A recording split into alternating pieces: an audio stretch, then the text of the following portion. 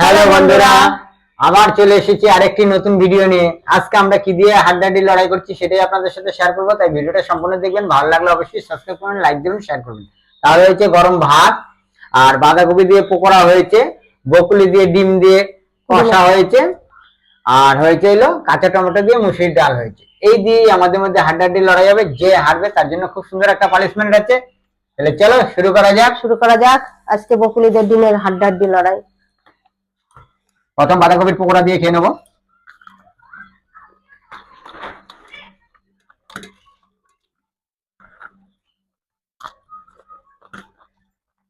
অল্প ডাল নিয়ে নেবো।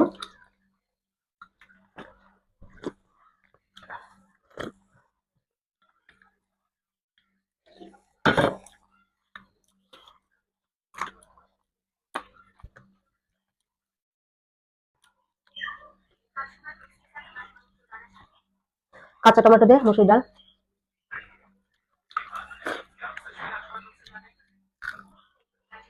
বাঁধাকপি পকোড়া,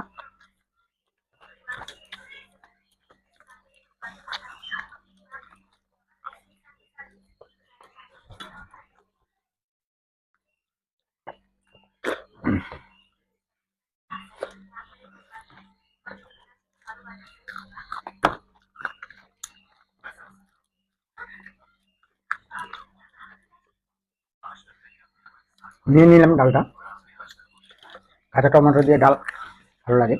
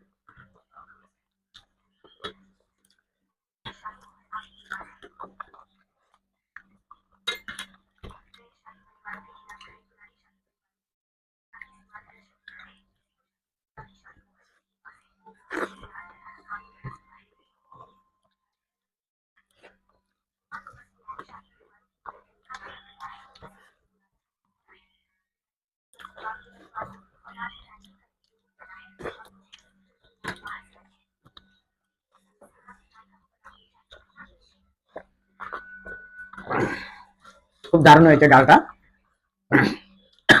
আর বাঁধাকপির পকোড়া দিয়ে খুব দারুণ ভাবে খেয়ে নিলাম। দারুণ লাগছে বাঁধাকপি। আর বকুলি দিয়ে ডিম রান্না হয়েছে, সবুজ কপি,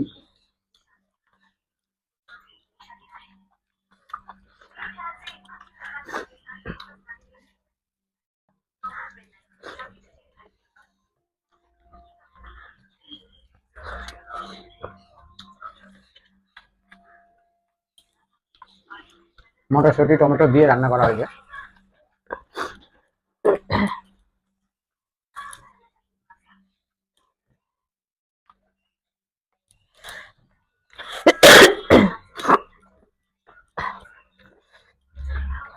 বকুলি দিয়ে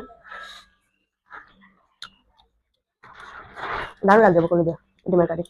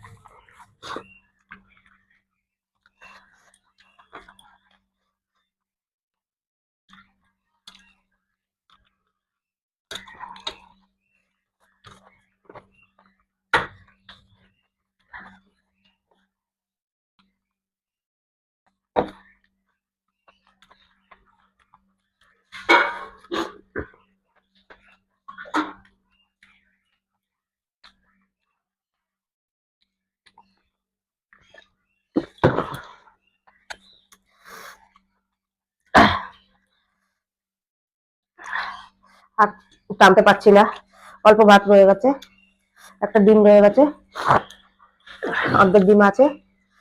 তা কি করা যাবে, আমি পানিশমেন্ট নিয়ে আসছি, লাস্ট হয়ে গেলাম। তাই বন্ধুরা, আজকে দারুণ খাওয়া দাওয়া হয়েছে, খুব সুন্দর বকুলি দিয়ে ডিমের তরকারিটা দারুণ হয়েছে, কাঁচা টমেটো দিয়েও আপনার মুসুর ডালটা খুব দারুণ হয়েছে। তা খাওয়া দাওয়া খুব দারুণ, মানে পরিষ্কার খাওয়া দাওয়া হয়েছে। বাঁধাকপি পকোড়াটা দারুণ লেগেছে, লাস্ট হয়ে গেছে। তাই আমি জিতে গেছি, পানিশমেন্ট দিচ্ছি। এটা হলো লবণ আর এটা হলো চিনি। এই লবণ দিয়ে চিনি খেতে হবে। এটা এই যে চিনিটা অল্প করে আর লবণও অল্প নিয়েছি। নুনের সঙ্গে চিনি পানিশমেন্ট।